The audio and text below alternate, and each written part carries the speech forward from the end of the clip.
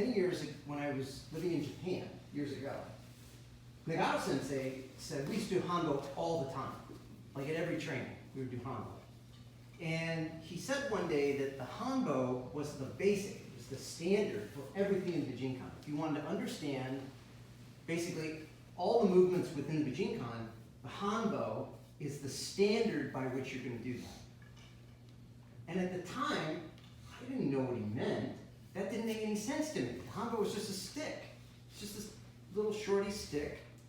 I mean, like, give me a bow, give me a Joe. I mean, those things are like, you know, you can swing those things with so much power, and they're really terrifying in their element. But I came to realize, I think, why he felt that way. I think it's because this is the most difficult of the three to use. It actually is. It's the most difficult. The bow gives you plenty of distance. So does the Joe.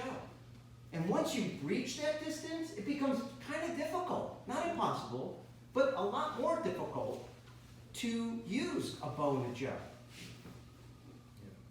This has no distance. It has no distance. You can use it right up close against someone at a 0 distance, or you can use it, you know, at a greater length, its full length. So it sort of has no distance. The other thing is, because it's so difficult, it's the easiest of the bunch to cheat with. Think about it. Like, your movement can be shit, and you're using a hanbo without body mechanics, without, you know, proper positioning, without all this other kind of stuff that you absolutely need with a bow and a Joe, or else you're going to quickly get discombobulated because the mass, the movement, the weight, all of that stuff is going to work against you. So you can totally cheat with this. You just use it however you want. And people do, and which is why their movement turns to shit. Right? But here's the main reason I think this is the foundation, as you said. You have to get closer to your opponent when you use this. Naturally. You just have to naturally get closer to your opponent in order to use it properly. What does that mean? Well, it means you have to get closer to danger.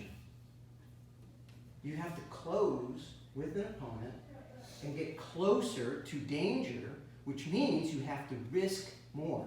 This is a weapon of suten, sacrifice.